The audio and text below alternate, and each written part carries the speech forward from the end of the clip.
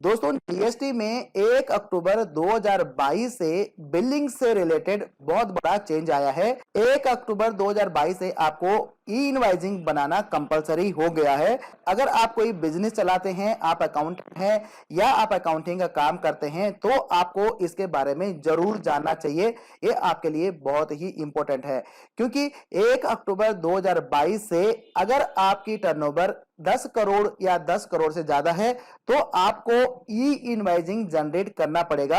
अब आपका normal invoice नहीं चलेगा कि आपने कोई सॉफ्टवेयर यूज कर रहे हैं या मैनुअल बिल बना रहे हैं और आपने बिल काट दिया और आप जो है अकाउंटिंग हो जाएगी। ऐसा अब बिल्कुल नहीं है। अगर आपकी टर्नओवर 10 करोड़ या 10 करोड़ को क्रॉस कर गई है तो 1 अक्टूबर 2022 से आपको ई इनवाइजिंग बनाना पड़ेगा।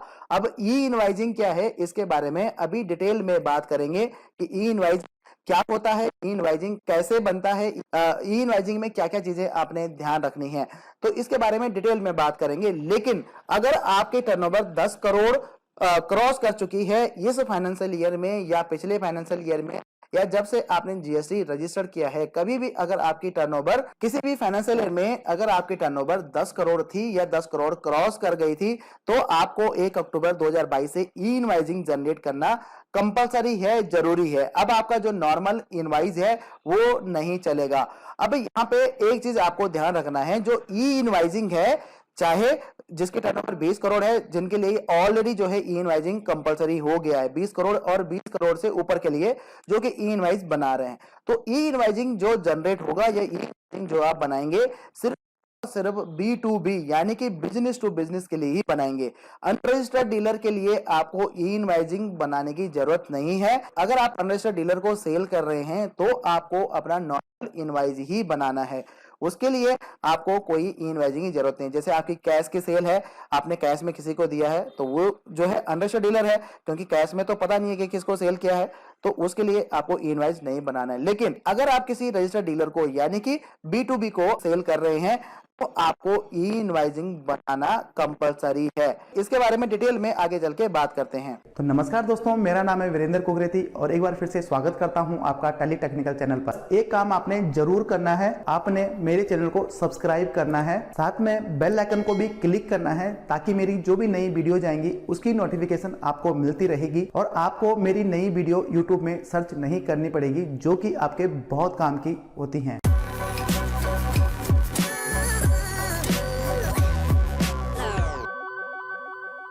अब ई इनवाइजिंग से रिलेटेड बहुत सारे क्वेश्चंस हमारे पास आ रहे हैं कि ई इनवाइजिंग कैसे बनेगी, ई इनवाइजिंग कैसे यूज होगा, क्या इसमें कंपलसरी रहेगा, किसको ई इनवाइस बनाना पड़ेगा, किसको नहीं बनाना पड़ेगा। तो यहाँ पे दोस्तों इसके बारे में मैं आपको थोड़ा सा डिटेल में बात करता हूँ और कोशिश करता हूँ कि आपके जो कंफ्यूजन है, आपके जो डाउट है वो आपके दूर हो जाएं।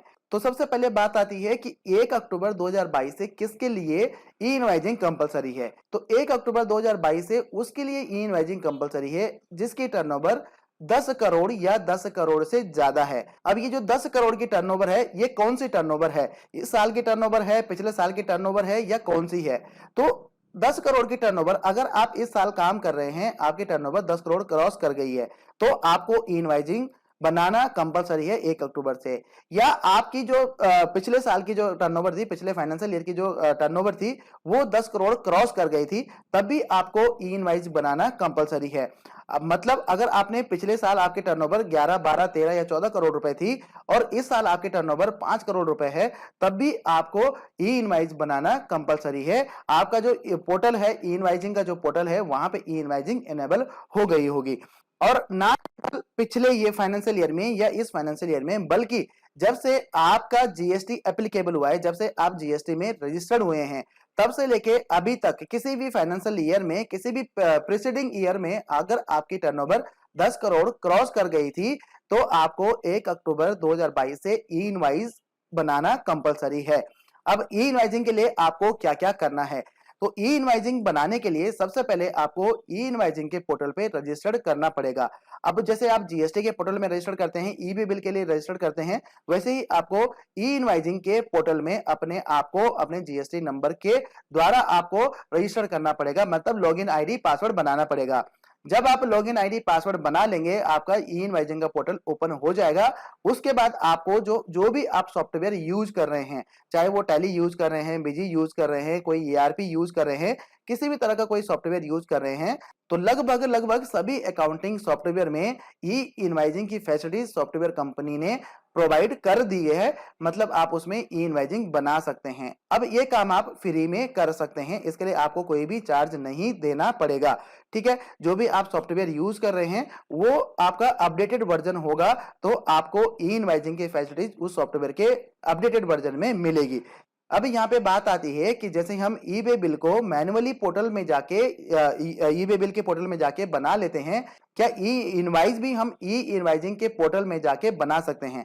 तो आप ई इनवाइजिंग के पोर्टल में जाके ई इनवाइस को नहीं बना सकते हैं, ये आपको एपीआई के थ्रू ही ई इनवाइस बनाना पड़ेगा। मतलब जो आपका सॉफ्टवेयर है वहां पे आप ई इनवाइस बनाएंगे और आपके सॉफ्टवेयर के थ्रू रिक्वेस्ट जाएगा ई इनवाइजिंग के पोर्टल में, जिससे कि आपका ई इनवाइस जनरेट होगा और आपका जो इनवाइस है, जिस सॉफ्टवेयर में आप इनवाइस बना रहे हैं, जो भी आप सॉफ्टवेयर यूज कर रहे हैं अकाउंटिंग के लिए जिससे आप इनवाइस बना रहे हैं, तो उस जब आप इनवाइस प्रिंट करेंगे उस इनवाइस के ऊपर आपका क्यूआर कोड, एक्नॉलेजमेंट आईडी और एआरएन नंबर आपका प्रिंट होके आ जाएगा और आपकी जो डिटेल है वो ई इनवाइजिंग पोर्टल पे अपलोड हो जाएंगी। अब यहाँ पे बात ये आती है कि अगर ई इनवाइजिंग एक बार बन गया तो क्या वो अल्टर हो सकता है, मतलब उसमें चेंजेस हो सकते हैं? तो अगर आपने ई इनवाइस एक बार बना दिया और ई इनवाइजिंग के पोर्टल में अपलोड हो गया, मतलब क्यूआर कोड आपने जनरेट कर दिया, तो आप ई इनवाइजिंग को अल्टर नहीं कर सकते हैं, उसमें कोई चेंजेस नहीं कर सकते हैं। इसके लिए आपको क्या करना पड़ेगा, या तो आपको डेबिट नोट या क्रेडिट नोट का यूज करना पड़ेगा। जैसे कि आपने कोई इनवाइस बना दिया, वो गलत बन गया, उसमें रेट का कुछ है वेरिएंस हो गया, ज्यादा रेट लग गया या कम रेट लग गया, तो उसके लिए आप डेबिट नोट या क्रेडिट नोट का यूज कर सकते हैं।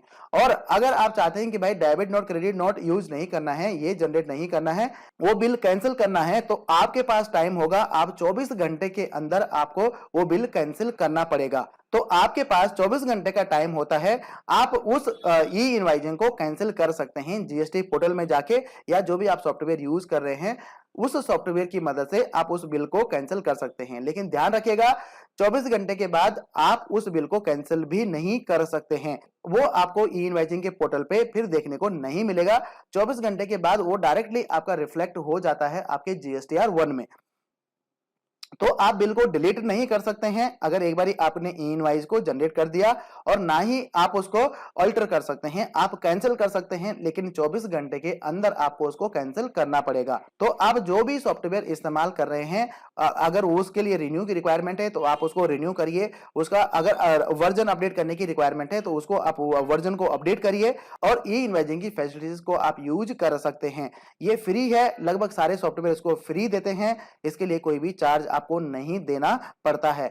लेकिन ये ध्यान रखिएगा, ये आप मैनुअल जाके नहीं बना सकते हैं, ई इनवाइजिंग के पोर्टल में जाके आप ई इनवाइज को नहीं बना सकते हैं। आपको एपीआई, तो आपको एक एपीआई यूजर आईडी क्रिएट करनी पड़ेगी, और जब आप ई इनवाइजिंग के पोर्टल में एपीआई आईडी बनाएंगे, मतलब जिस सॉफ्टवेयर के थ्रू आप ई इनवाइज जनरेट करते हैं, तो उसका एक जीएसटी सुविधा प्रोवाइडर होगा जिसको कि आपको टैग करना पड़ेगा, जो कि मैं आपको अगली वीडियो में बताऊंगा कि कैसे आपको जीएसटी के पोर्टल में रजिस्टर करना है।